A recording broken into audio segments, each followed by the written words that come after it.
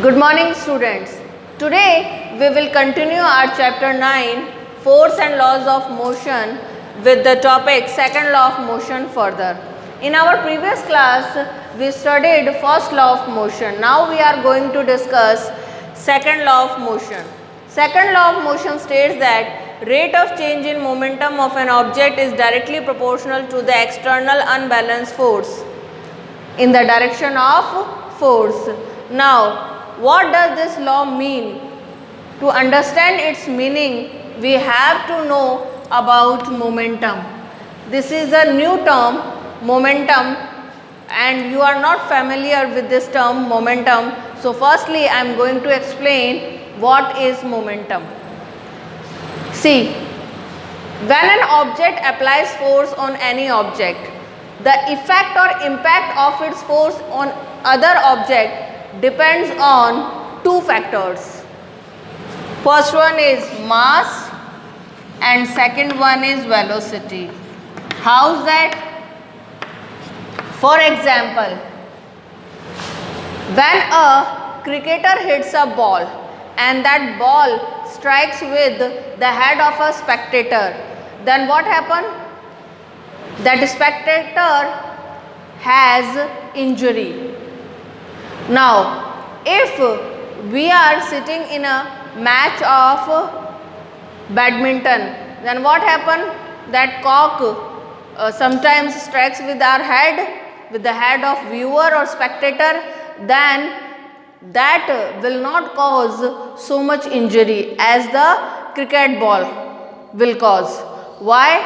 See, in both the cases, a cricket ball and a cock, when strikes with the head of the spectator or viewer, both apply force on the head of spectator, but the impact or effect of the force applied by cricket ball is much more than that of cock. Why? Because cricket ball has more mass, is more heavy than that of cock. So its impact will be more on the spectator.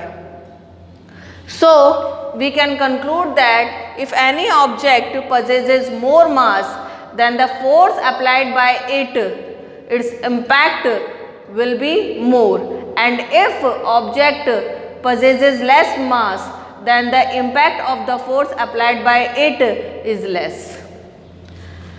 Now, secondly, the impact of the force also depends on the velocity of the object.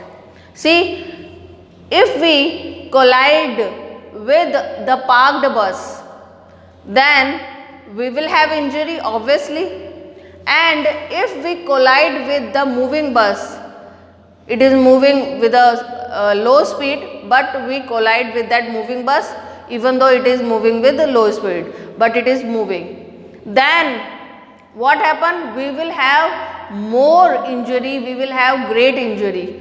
Why does this happen? Because that parked bus has zero speed, zero velocity, and that moving bus has more velocity. So that moving bus which is moving with more velocity applies force on us that affects is more. On the other hand, bus which is parked, which is at rest, does not have any velocity, it has zero velocity, so the impact of the force applied by parked bus is less. So the effect or impact of the force depends on the mass and velocity of the object. If object has more mass, then the effect of its force is more, and vice versa. In the same way, if the velocity of the object is more, then the effect of its force is also more, and vice versa. So we can conclude effect or impact of force depends on mass and velocity. Now there is a physical quantity which is equal to the product of mass and velocity of the object, known as momentum. So momentum is the physical quantity which is defined as the product of the mass and velocity of the object. So its formula is momentum is equal to mass into velocity. Momentum is denoted with small p is equal to mass is denoted with small m and velocity v. So formula is p is equal to m into v. Now SI unit of momentum can be derived from the formula. Formula is m into v, mass into velocity. SI unit of mass is kilogram and SI unit of velocity is meter per second. So SI unit of momentum, which is denoted with small p, is kilogram meter per second. Now we have come to know that every object has momentum because every object has its mass, has its velocity, and the product of its mass and velocity is called momentum. So every object has its own momentum. If we want to change the momentum of any object, we have to apply an external unbalanced force on it.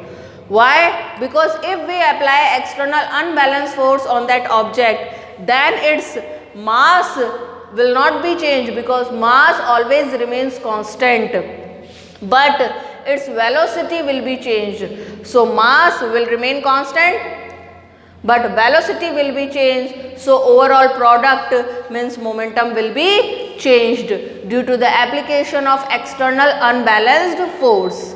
Now if we apply more external unbalanced force on the object, then the change in velocity will be more. So its product means momentum will be more.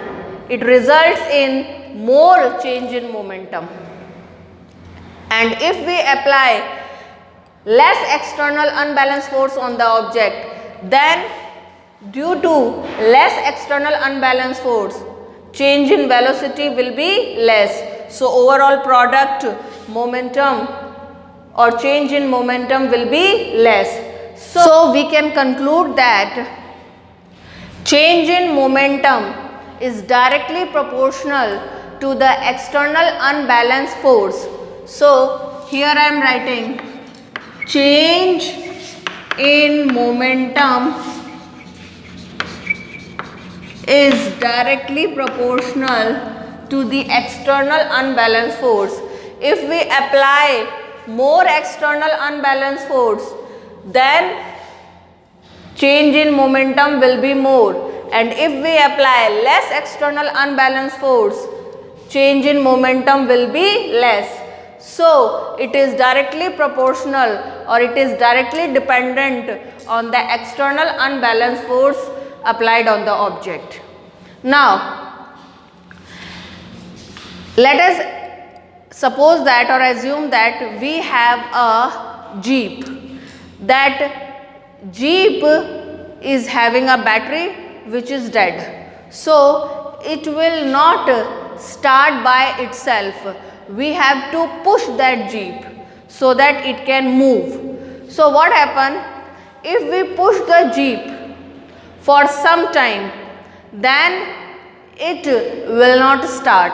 But if we push the jeep for longer time, it will start definitely.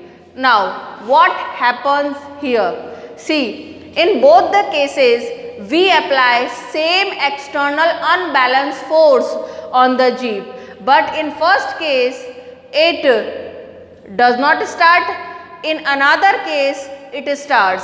Why does this happen? Because in first case we apply external unbalanced force for short time, and in other case we apply same external unbalanced force for long time. And if we apply external unbalanced force for long time, then more change in momentum takes place. So here we can conclude that change in momentum is directly proportional to the external unbalanced force as well as time. So this change in momentum depends on external unbalanced force and also depends on the time for which that external unbalanced force is applied on the object. If external unbalanced force is applied on the object for short time, there will be less change in momentum, and if the same force is applied for long time, for more time, then change in momentum will be more. So overall we can infer that change in momentum is directly proportional to the force and time. So I have written an equation, change in momentum is directly proportional to force into time. Here time is getting multiplied by force. Now we will cross transfer it. Then we will have equation change in momentum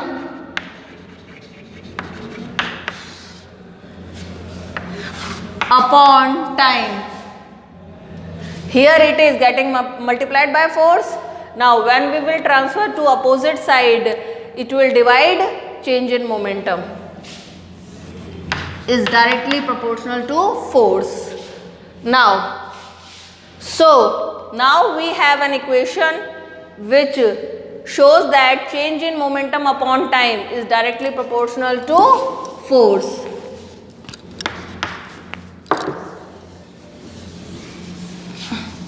Now, change in momentum upon time means change in momentum in particular time. It can be written as rate of change in momentum of an object is directly proportional to force, and this is second law of motion, which states that rate of change of momentum of an object is directly proportional to the external unbalanced force in the direction of force. Means the rate of change of momentum which takes place in any object, that is directly proportional, that is directly dependent on the external unbalanced force applied on it. More you will apply external unbalanced force, more will be rate of change of momentum. If you apply less external unbalanced force on the object, less will be the rate of change of momentum. So rate of change of momentum is directly proportional to the external unbalanced force in the direction of force. This is second law of motion. Now we will derive this second law of motion mathematically.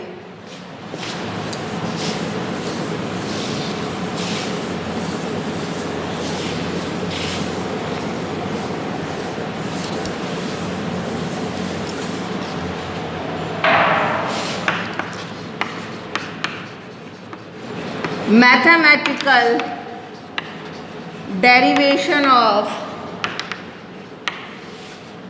second law of motion.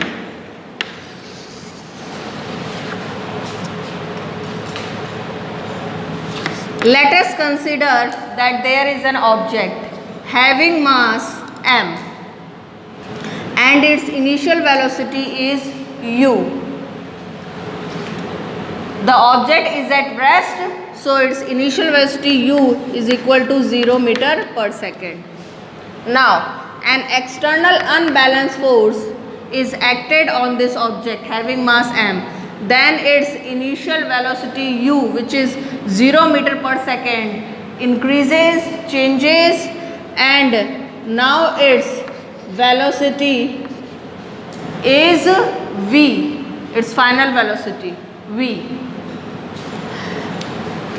The acceleration which takes place here is a in time t. Now, you have seen that due to the application of external unbalanced force on the object, its velocity changes. its velocity changes, means its momentum changes.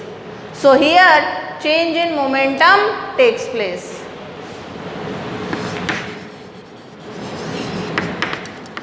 Change in momentum.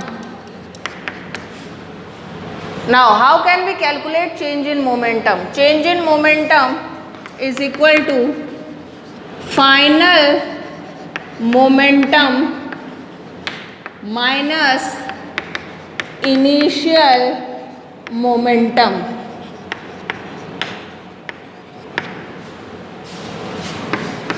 Change in momentum is equal to change in momentum is equal to final momentum minus initial momentum. This is the first step. Now second step, change in momentum is equal to final momentum is denoted with P2 minus initial momentum is denoted with P1. This is the second step. Now change in momentum is equal to P2 means final momentum. Momentum is mass into velocity, final momentum is mass into final velocity. Mass m, final velocity v, minus P1 means initial momentum. So it is mass into initial velocity. Mass m, initial velocity u. So change in momentum is equal to mv minus mu. This is third step.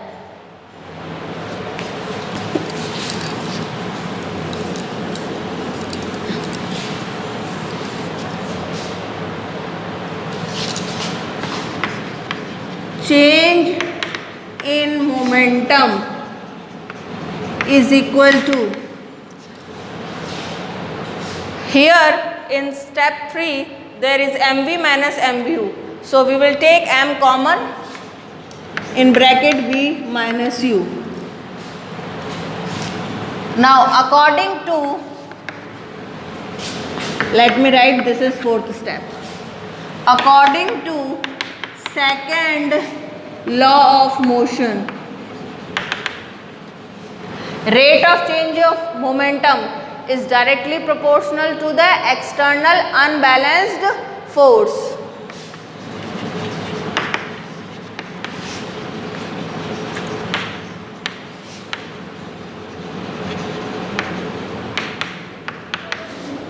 Or we can also write force is directly proportional to rate of change of momentum. This is fifth step. Force is directly proportional to rate of change of momentum. Rate of change of momentum means change in momentum upon time.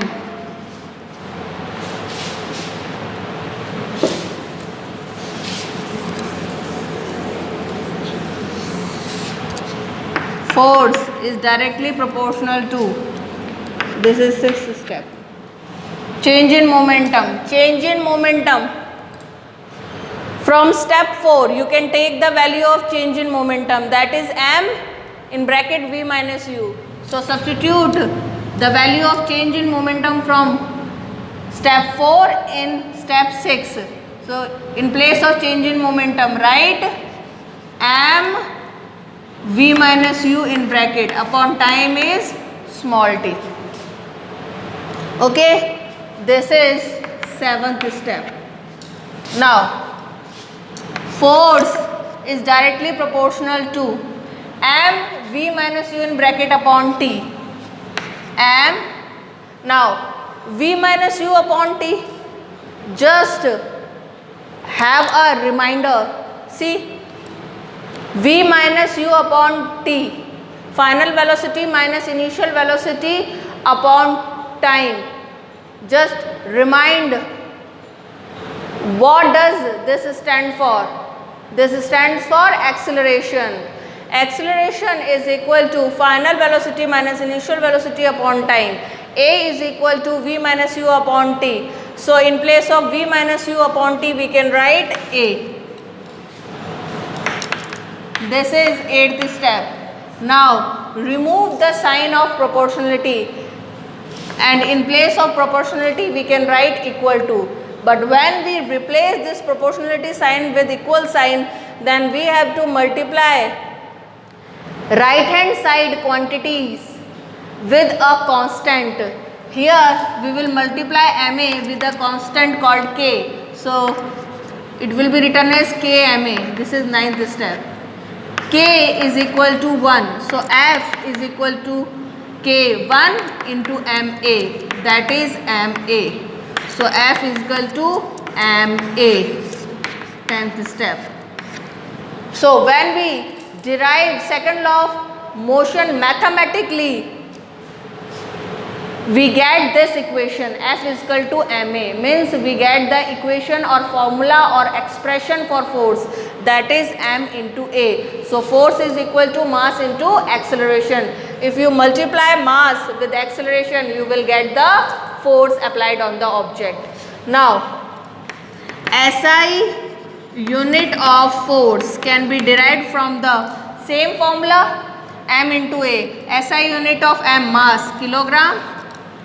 SI unit of acceleration, meter per second square. So SI unit of force is kilogram meter per second square, which is equal to Newton, denoted with capital N. So SI unit of force is kilogram meter per second square, also known as Newton, denoted with small n. So we can conclude that SI unit of force is Newton. If we say that force acting on an object is 1 Newton, what does it mean? It means that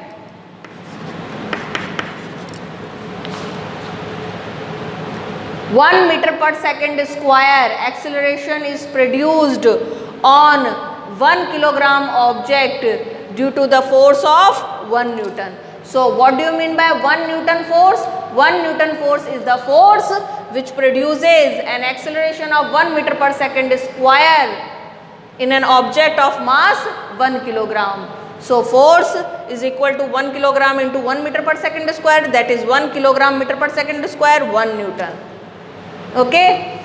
Now we can also prove first law of motion mathematically with the help of second law of motion. How's that? See.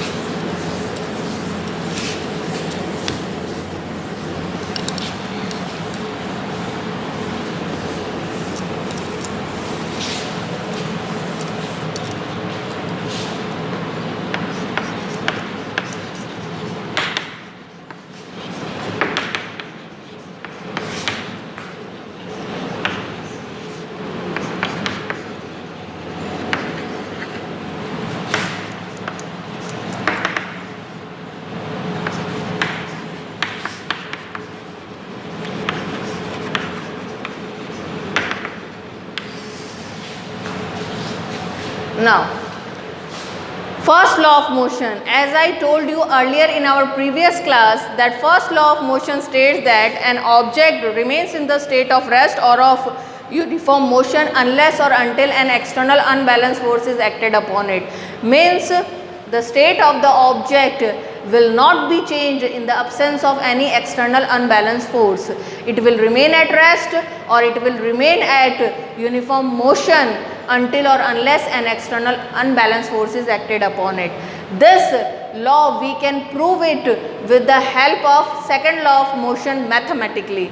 How's that? See, let us consider that there is an object having mass small m. It is at rest, so its initial velocity u is 0 meter per second and it remains at rest for some time. So its initial velocity u will not be changed, it will be 0 meter per second only because it remains at rest for some time. Now, according to second law of motion, we have an equation F is equal to ma. This is first step. F is equal to m. In place of a, we can substitute its value v minus u upon t. This is second step. F is equal to m into, here object remains at rest, so its initial velocity is 0 and final velocity is also 0 meter per second. So initial and final velocity are 0 meter per second, are same, so v minus u will be 0 upon t. This is third step. F is equal to m into 0 upon t, 0. This is fourth step. Then F is equal to m into 0, 0. This is fifth step. So mathematically, numerically, external unbalanced force acting on the object is 0. It means no external unbalanced force is acting on the object mathematically, numerically. That is why that object remains at rest. So its state is not changed, it is rest, and after some time it remains at rest. Why? Because no external unbalanced force is acting upon it. This we have proved by second law of motion mathematically. Okay, now take another case or another situation in which object is in uniform motion and for some time it remains in uniform motion. Reason behind this, we know that no external unbalanced force is acting on the object. That is why its state is not changed, it remains in uniform motion. But this we can prove mathematically with the help of second law of motion. How is that? Let us consider there is an object having mass small m. Now it is in uniform motion and for some time it remains in uniform motion. It means its initial and final velocity are same, u is equal to v. Now according to second law of motion, we have an equation that is F is equal to ma. First step, F is equal to m. In place of a, we can write v minus u upon t. This is second equation. F is equal to m into, we know that object is in uniform motion and for some time it remains in uniform motion. So its initial and final velocity are same, u is equal to v. So v minus u will be 0 because they are same. So their difference is 0 upon t. This is third step. F is equal to m into 0 upon t, 0. This is fourth step. F is equal to m into 0, 0. This is fifth step. So mathematically, numerically, we have shown that external unbalanced force acting on the object is 0. It means no external unbalanced force is acting on the object. That is why object remains in uniform motion. Its state is not changed. So by these two cases, we have proved that an object remains in the state of rest or of uniform motion until or unless an external unbalanced force is acted upon it with the help of second law of motion mathematically. Now there are few examples in relation with second law of motion. You must have seen that in a cricket match, when fielder catches a ball, he uses to make the grip of his hands in a lower position, and as the ball comes in his grip, he lowers down his hands and safely, smoothly he catches the ball. Why does this happen in this case, and why does this not happen in the case where he uses to make grip of his hands in upper above position? In that case, he many a times drops the ball, and if he catches the ball, then he gets injuries. Why does this happen? Because that batsman hits a ball with his bat. Now that ball is coming, is moving with a velocity. What happen if we make the grip in upper position, in above position, then suddenly that ball comes in that upper grip and touch the palm of our hand and comes to stop. Then suddenly in a very short time velocity changes. So change in momentum takes place in a very short time. So change in momentum upon time, that time is short. So overall rate of change of momentum is more. If rate of change of momentum is more, which is directly proportional to the external unbalanced force, then external unbalanced force is also more. So a great external unbalanced force is acted on our palm, on our hands. That is why many a time we drop the ball, or if we catch the ball, then we have injury in our hands. But when we make a grip of our hands in lower position, then what happen? The ball is coming with a velocity, comes in our grip, and as the ball enters our grip, we lower down our hands. Then what happen? Ball takes time to stop. So the velocity of the ball is changed in long time, in more time. So change in momentum takes place in more time. So rate of change of momentum is less, which is directly proportional to external unbalanced force, which is also less. So a less external unbalanced force is acted on our hands. That is why we catch the ball smoothly, easily, and it does not cause any injury to us. So we safely, smoothly catch the ball by making grip in lower position and then lowering down that grip. Now another case of second law of motion. In an event of high jump, the high jumper, first he runs, then he takes high jump, and before landing on the ground, he lands on cushioned pads or sandbags. Why? Because it is safe. How is it safe? See, as he takes high jump, his velocity is high. Now, if it directly lands on the ground, he comes to stop. So his velocity is changed suddenly in a very short time. So change in velocity takes place in short time. It means change in momentum takes place in short time. So change in momentum upon time, time is less. So overall it results in more rate of change in momentum, which is directly proportional to the external unbalanced force. So external unbalanced force will also be more. So that land will exert more external unbalanced force on high jumper, which can cause severe injuries to the high jumper. On the other hand, if that high jumper, after high jump, before landing the ground, if he lands his feet on cushion pads or sandbag, then what happen?